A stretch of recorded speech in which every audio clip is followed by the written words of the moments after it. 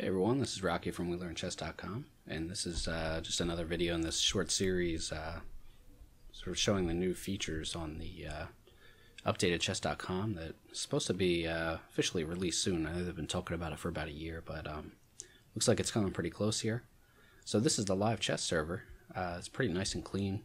If you want to, I should actually get out of it so you can see what it looks like when you first log in, because it'll have the game playing. The top game playing, I mean. And at first I didn't see how to get out of this, but you have to hover over this. I suppose you could pop it out too, but just close that out. And you click on your time control here and choose your time control. I'll just do a 10-minute for this video. I also want to show not just the live server, but the computer analysis afterwards, which is sort of an enhanced version of the previous computer analysis. So that's actually a really cool, cool feature they've got here. So okay, let's play a game here. Got the black pieces. Got, for me, a fairly high-rated player. I'm a little bit higher rated, actually, but I always pre-move the King's Gambit capture because I play the Fischer defense. Yeah, I'm not really, I'm a little higher than I usually am. I'm probably more in the 1600s, but I got up pretty high recently. I was actually at 1750 and left it there for a while. And, yeah, I lost 2 games last night to Wi-Fi problems, which is kind of annoying. But, alright, whatever. So I can play the Marshall attack now, which is pretty cool after c3. So you can pre-move here. Actually, I could have pre-moved twice, but he moved so fast for me. I'll take with the rook here. I'll play c6. Usually they drop the rook back, but there's some other moves here. Like, I mean, usually they play d4, and then after bishop d6, then he drops the rook back. But there's some other weird moves that I haven't really figured out, like this, for example. Okay, so I looked at this months ago and figured out how to play it. So, okay, whatever, obviously. I guess I take that. Okay, so now I have the bishop pair. I'm ahead in development. I don't know if he's really threatening to win this pawn. I'm just deciding between bishop e6 and bishop b7. I like bishop b7 because it's, you know, pointing towards the queen, but it is unprotected at the moment. But it does stop him from playing this, and it's a great square for the bishop, so it's hard to imagine. Although after bishop b7, he could play d4 and just lock this down, and then my bishop on this diagonal is pretty bad. See, bishop b7, d4, and I can't really ever do anything with this. So if I put the bishop on e6, would that be better? I think it might be, actually, because then I retain options of maybe going out to a better square here in the future. So I'm going to do this. It also puts another piece in the way of this e7 bishop that could sort of be hanging. So my next move is probably going to be bishop f6 or bishop d6. Bishop d6 lets the queen come out to this diagonal too. So I like that. And bishop f6, again, I would be pointing towards this, biting on a rock, sort of, if you will. Okay, so I've got both of my bishops out. They're both pointing towards the king side. He's going to lose another tempo here. So I'm up in development. I've got ideas like queen h4 coming to sort of soften up his king side a little bit, open up the light squares maybe. He doesn't have a light square bishop. White's supposed to keep that light square bishop a little bit longer in this in these Marshall gambits. The idea is, like, usually if you're going to trade on d5 with the light square bishop, you want to be able to, you know, maybe take back the pawn with your queen afterwards. Okay, so if I play bishop h4,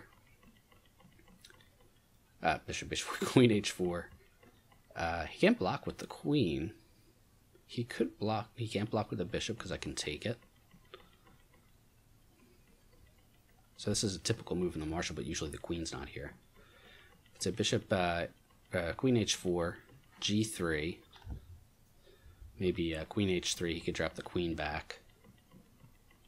Then I drop the queen back, and then maybe we kind of fall into a Marshall, but I think it's a better version because I have both bishops here. I don't really see a I mean, this is like sort of a standard plan.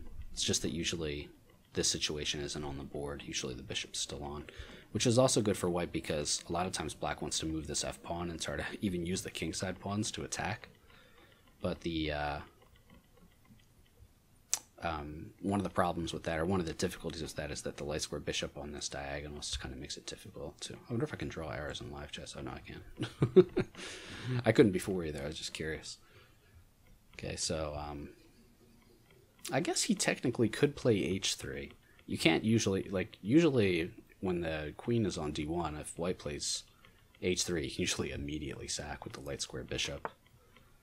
So that might have been interesting here. He did have the option, because he could have taken, if I sacked on h3, he could just take with the queen, so that really wouldn't have worked. Okay, so putting the queen here is pretty standard idea of maybe playing bishop g4, getting the queen back to a more passive post, then dropping the queen back to like h5. He does it right away. I don't want to trade queens. Although, actually, hold on a second. Maybe I... Okay, well, I did sack a pawn, so I gotta be a little bit careful. But if I were to trade queens, king takes, I still have a little bit better development, and I have the bishop pair. But I don't know if I can necessarily make something out of that. I want to try to keep my options open for attack here.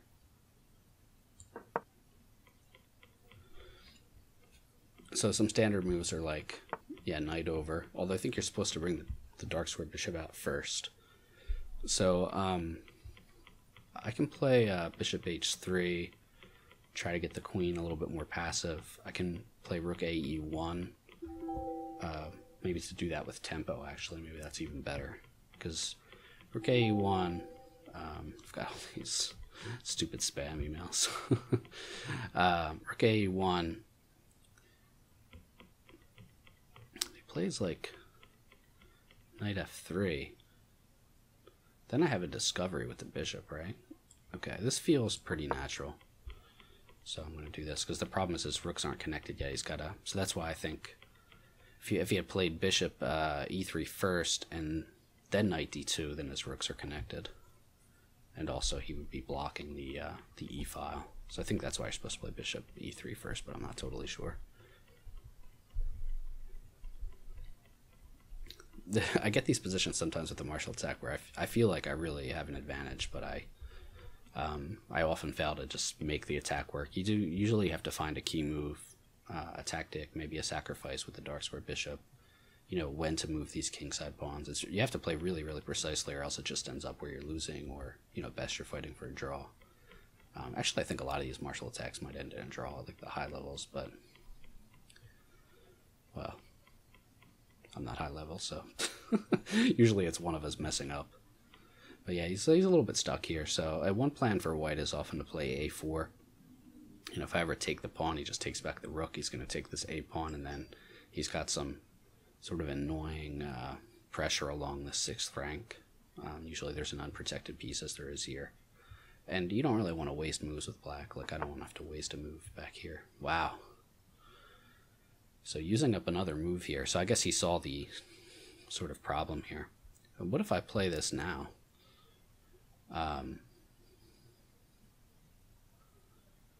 Because if I play bishop h3 and then queen... Oh, he wants to go queen to... And if he plays queen f3, then I can drop back, right? And then he drops back here. But then, in that case, at least we're doing it with tempo. So I'm gonna... Yeah, I like this idea. Okay, so I guess he wants to play queen f3, and if he does, I'm going to drop back and make him make another move. Oh, he can take, actually. That's pretty annoying. Okay. I wonder if he'll see it now. But another idea, too, is to take this rook and mess up his king, soften up his kingside structure. So something like queen takes... Oh, he can't take here, actually. Sorry. My queen's on it. That's another reason for putting the queen on h5, and I always forget.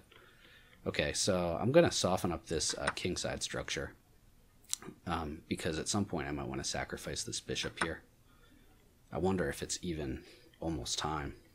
Because if I play rook to e1... Well, it's kind of hard for... What's he play? Knight to f1, maybe? And knight to f1. That's kind of annoying. What about f5, f4 takes, bishop sack, take, with the idea of getting the rook over to g6, opposing the queen and the king. Because yeah, rook e1, knight f1, or rook e8, knight f1. Then what about bishop h3? Queen would no longer be protected here if the knight was on f1. I mean, the king's protecting this. What about bishop here? Oh, that actually, does that trap the queen? Hold on a second. Rook e1, rook e8, knight f1, bishop f3. Queen can go to some other places on this second rank, but then he's not able to take back with the queen on g2, g3 if I sack. So maybe like, maybe queen here.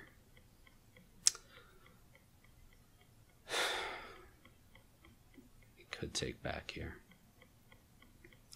I want to obviously try to get in on the light squares. Bishop h3 now. He can just go queen here. So f5. I assume knight f1 is the plan. f4. E takes, bishop takes, g takes, rook takes.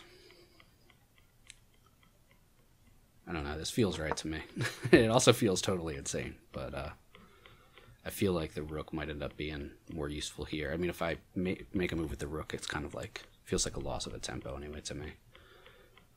I mean, he could play a4, but I feel like that's going to be really slow.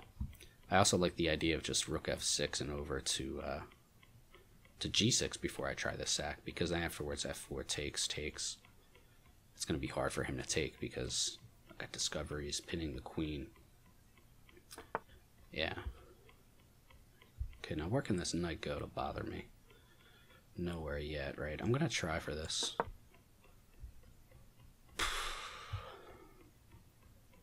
Try for this idea here. He could take this actually now. But my bishop's defended by this rook. That comes with check though. Shoot. Alright, I'm going to play this first. Maybe I should have done that first just so I can keep this so the queen can't escape with check. You know, he can take back with the bishop, which I didn't even think about. This whole plan is just kind of dumb now that I think about it, although now maybe I can move in here. I totally screwed that up. That's really a shame. Really screwed that up. He can play rook e1. This is why a lot of times I lose these Marshall games, because I had an attack, but I screwed it up.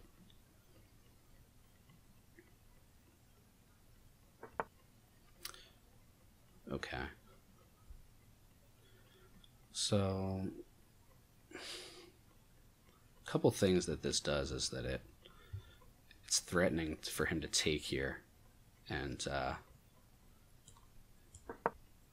take this pawn and whatchamacallit, force a queen trade, so I can't allow that. I want to do this. Now he can't take this with the bishop, so I think that might have been a mistake. If he plays g4, I think I can even take this knight first, so we're both hitting each other's queens.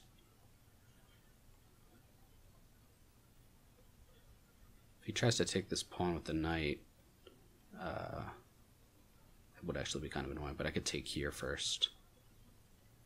Like his idea, maybe distract. Oh, I could take that with the bishop, actually. But maybe bishop takes here.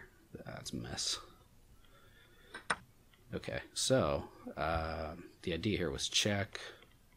Obviously, I think I'm going to play that, but hold on, check. It's got to go this way. Oh, that looks good. Time's getting low. Check here, but he's got a knight block. That's really annoying.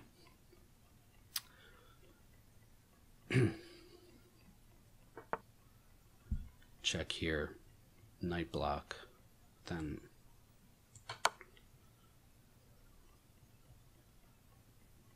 I can take.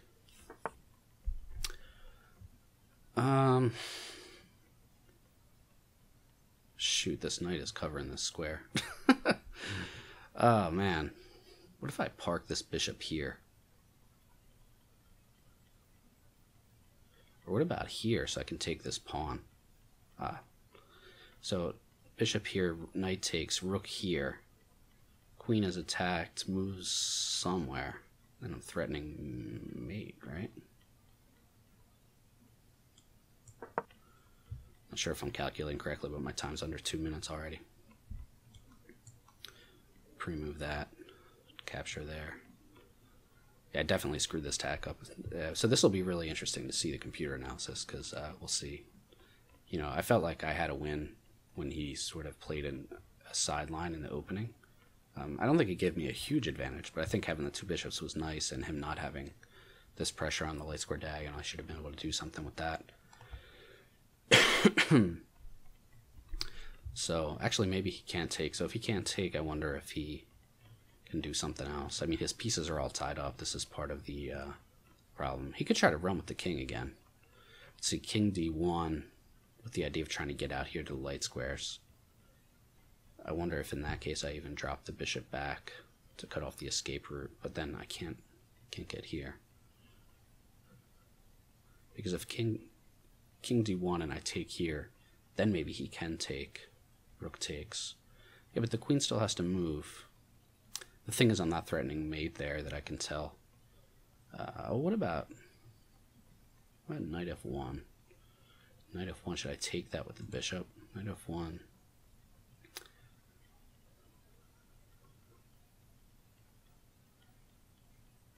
Knight f1. I don't really want to take that, do I? Yeah, so, okay, what about check now? Yeah, I'm still going to try this plan here, because at least I'm getting some material, and like if king here now, then maybe check, and if he wants to start running, then might get dangerous for him, although I have to find a way to transfer all my pieces over to the other side of the board. That is kind of annoying. I could just check and take the rook, I guess. But in the end, he gets another piece. I don't know if I actually have enough. Really? Okay. Well, what about this now? Cutting off this escape route with... Oh, my queen's actually pinned. What am I thinking here? Okay, so maybe pinning this.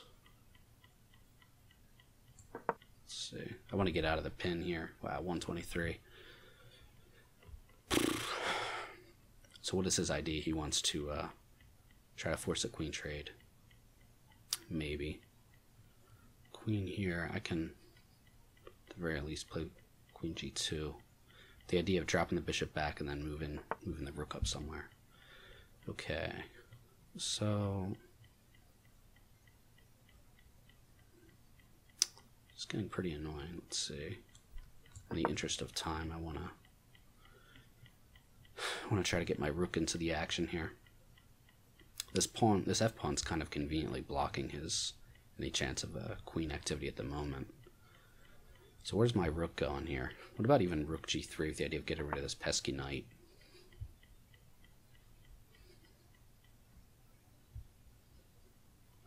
Okay, so yeah, he wants to escape here.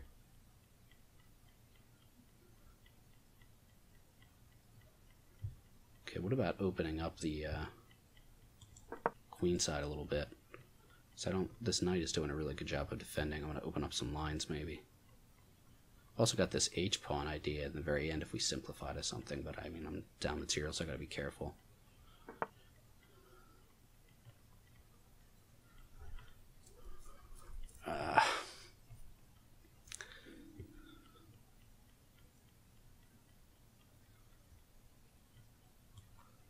This is probably a bad idea.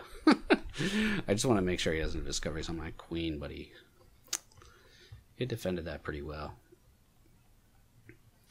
Let's see. His king still can't really run too far because this bishop is really annoying, so where am I going to attack him? I can't play rook f1. This knight is really annoying.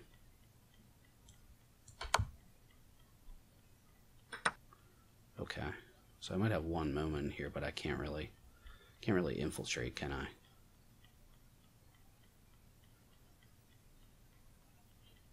Let's try to open up some lines. It's got 20 seconds. The idea of coming back around, maybe.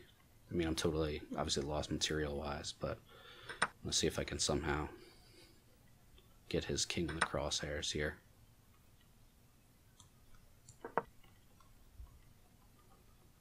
Can block with his knight. Knight's been really annoying. Ooh, knight here is interesting, yeah.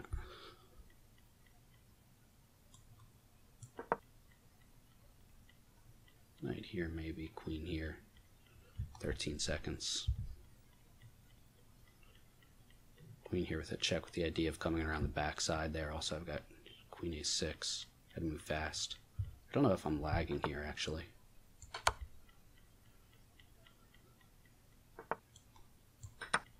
Uh-oh.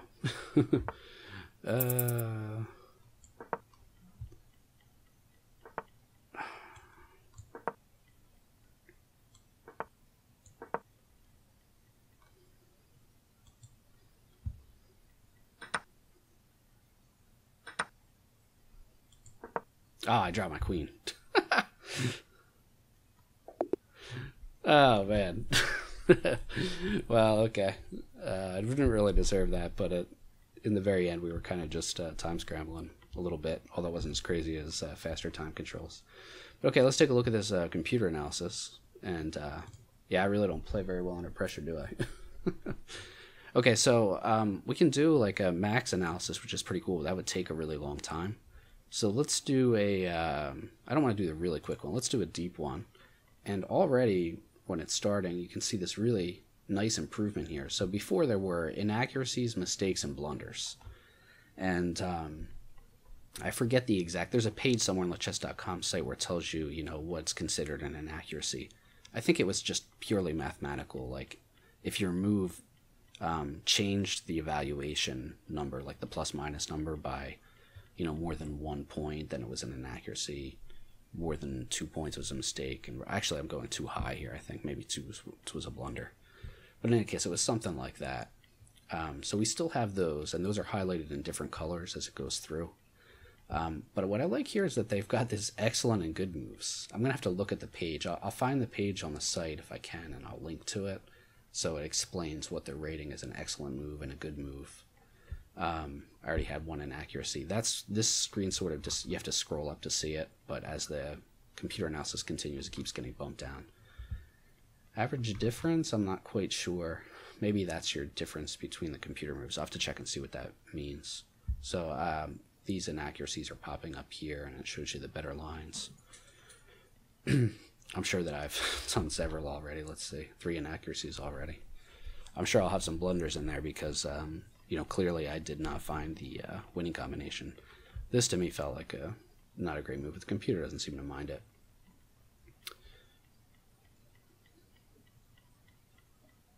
I'm sure when I blocked off this pawn, that was probably a dumb move where I let him, he could have taken this with check, and that actually would have really been a problem. Let's see if that pops up as an inaccuracy. Yeah, I don't know, the computer didn't call it. Yeah, this is where I felt like I could have won, and I didn't find it. Yeah, I would have been, oh no, yeah, f5 was my blunder. Okay, that makes sense. Yeah, because then he could have queen takes d5 check. That would have definitely been a big problem. Okay, so anyway, we're back into sort of a kind of standard position in the marshal where white has a small advantage. But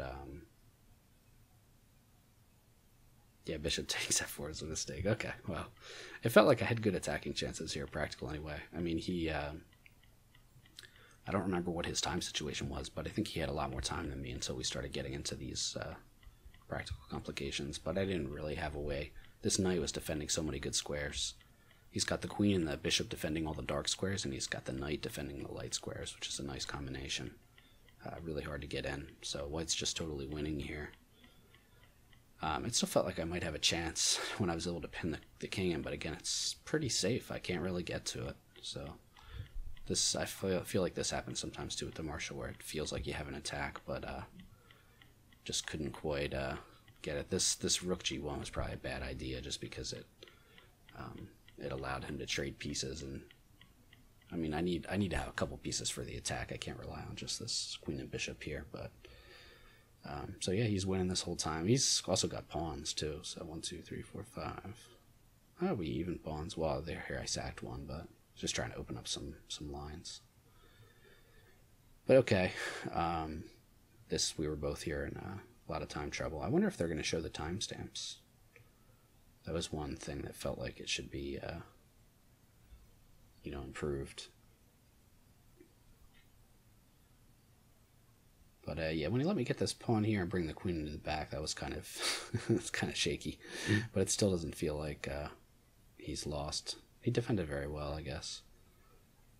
This was just, we're like under 10 seconds or something, or under 15 seconds here, so wasn't really much going on here. I probably should have just resigned. I didn't know the valuation was this bad. I knew I was lost, but felt like maybe I might be able to get a perpetual or something like that, but I couldn't figure it out. And it doesn't look like there was one anyway, because he can interpose in some way, and then yeah, just like ridiculous. I mean, obviously the queen turret is bad too, but okay. So the analysis is complete, and let's take a look back and see how this works. So I'm just going to scroll up. So we each had a lot of excellent moves, good moves. Wow, this is a pretty even game. I mean, except for we both had 3 blunders. I had 2 more mistakes and 1 less good move. So this actually was a pretty tight game. If you haven't looked into the martial attack, it's a lot of fun. At least you don't have, like, if you don't like to play like sort of a really slow maneuvering game, then you can try this martial attack. But the thing is, you don't always get to play it. So this is kind of standard Ruy Lopez opening.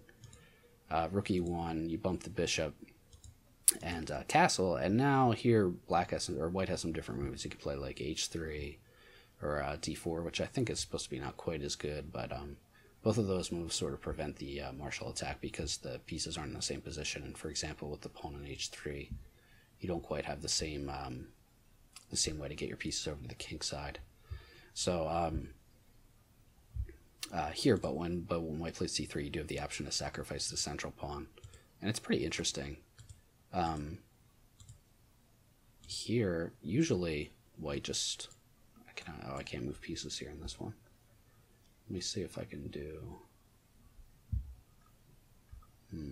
I guess I would have to do this in like the analysis board, but I don't want to lose.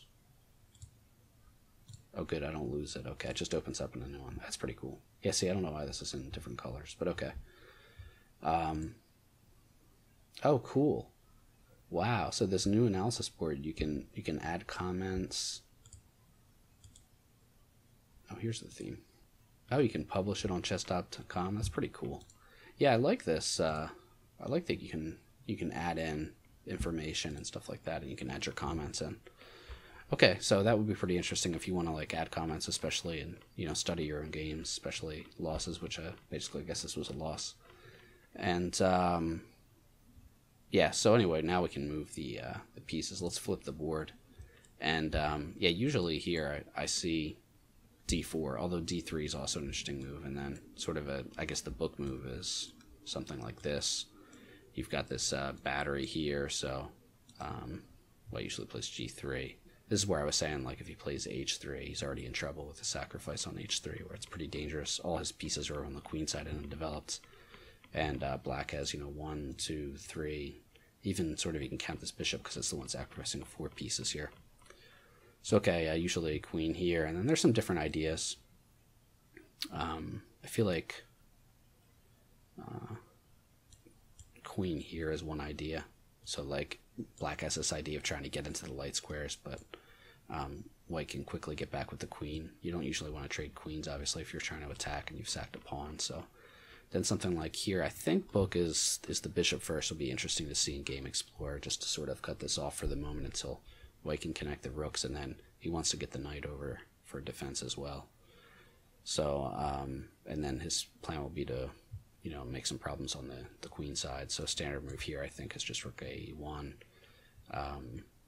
maybe knight here, And then an idea here where black might want to try to double his rooks to maybe take advantage of the back rank, especially if the queen moves. Here I'm not quite sure what the move is for white, but there's some ideas. There's different ideas of eventually maybe sacrificing the bishop, maybe even playing with the G and F pawns to try to move up, doubling your rooks maybe, or getting a rook over to G6, either in front or behind the pawn. But this is also, you can see that with white having this bishop on the board, it's kind of a nuisance, because if at some point he wants to take this knight, he could, just if it looked like it was going to be a threat. Still here I have this idea of maybe softening up the queen side with these trades, but you don't want to give too many pieces away either. There's a whole book on the martial attack that I had out in the library. Actually, I think it's overdue. Let me see if I can find it. It's right here on my desk, actually. It's just called The Martial Attack by John Nunn. Famous John Nunn and Tim Harding. It's a little bit dated. I'm not sure what year it's from. Let me see. It is from 1990. So, you have to kind of look up some of the recommendations and see what the modern computers are saying. But there's some fun lines in there with sacrifice and stuff. Okay, so anyway, let's go back to the game. There were some other lines there too for white, so you have to know them. But here, it will be interesting to see what the computer said. So I just felt, inaccuracy. A better move was d4, which is sort of book. And then we see this comment. This is interesting. I think Anand played this move one time, and a couple other players have tried it. Bishop f5. I guess the idea is to keep the queen off d3 and then play the queen over. So I'll have to look into this. I kind of like this idea because it's a little less forcing. It's a little less obvious how white has to handle it. And now I've got this pin, and maybe I have ideas of doubling the pawns, and I might get an easier attack this way. I kind of like this. I'm going to look into that. So there you go. Chess.com computer analysis is helping me out already. Okay, so here, this felt natural, these moves. This felt natural. And the computer didn't like a couple of these moves, so inaccuracy, rook e8. So instead of queen h4, the computer wanted me to play rook e8. But look, the analysis, I mean, I'm down a pawn, but the analysis is already pretty even. So, wow, this rook, this is interesting. I don't really see. I think these are like, maybe it's because the martial attack is technically just a little bit worse for black, so the computer's like frantically trying to, equalize. But between human players, I'm trying to get an attack, so I don't want to really make these kind of moves. But maybe there's more attacking ideas there that I'm not seeing. Bishop f4 would have been interesting. Yeah, because he's got the queen on f3 so fast. Now if I trade, he takes with the queen, and I don't even really get in. Oh, that might be interesting, though. Like, if bishop takes and queen takes, and then bishop here, maybe it's hard for him to defend on the light squares. That'd be kind of interesting. Maybe I would be able to get... but I can never really get my bishop to f3 unless I make a couple moves first with the queen. It probably won't work. Okay, so... Alright, so, yeah, just avoiding the trade here. He's developing, and once you see that white's starting to develop, it starts to get kind of critical for black because, one of your big reasons you sacked that pawn was for, a lead in development and an attack, and not only is he consolidating, but he's getting his pieces over for defense. He's getting developed, and then soon he'll be able to just play on the queen side with this a4 idea and break up my pawns and then just cause enough problems where I'm probably not even able to attack. So, that was interesting. Yeah, I told you a lot of times these kingside pawn pushes come in the martial attack, and it looks like even maybe an F or an H pawn push might be coming soon too.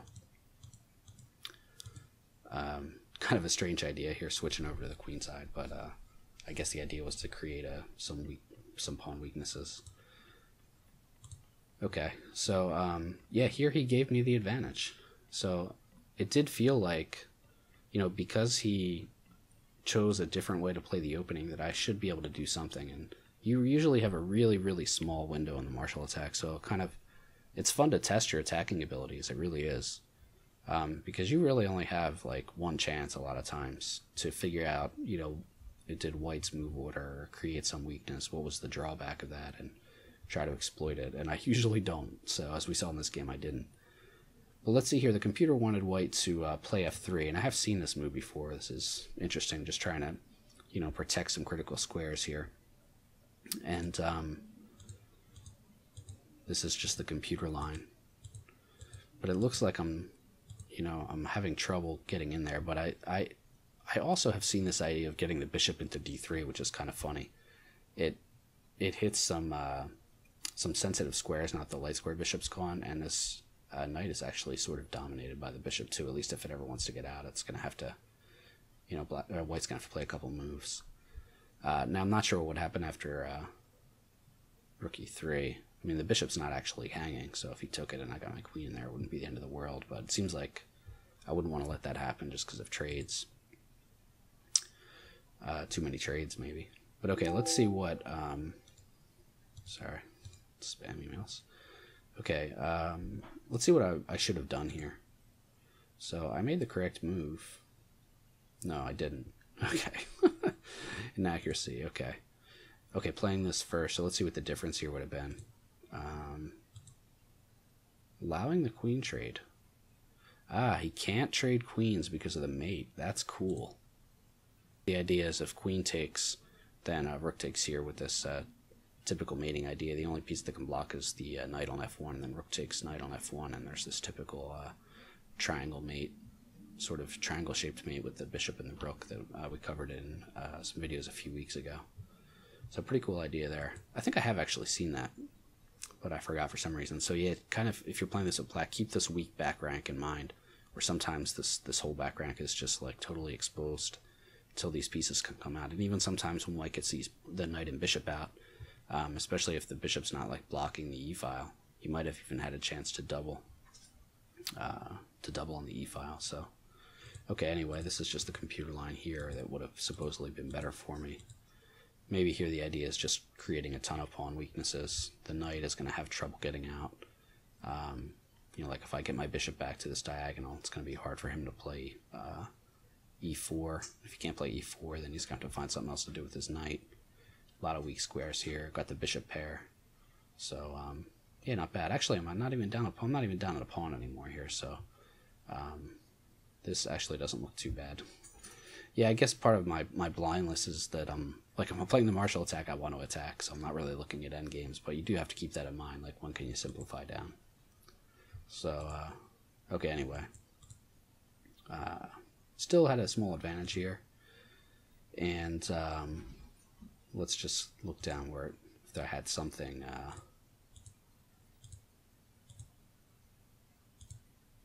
yeah, f5 was my big blunder here. F5 and sacking my bishop unnecessarily, but yeah, f5 here he can take this pawn and it comes with check, so it's pretty much game over. Which is why here I noticed that you know, I better not allow that. But I didn't even notice it here. That's such a shame. Okay, so yeah, here the game's already screwed up. I had this idea of sacking the bishop on f4, but I forgot he could just take it with his bishop. I wanted to open up the g-file, but it wasn't going to work, obviously.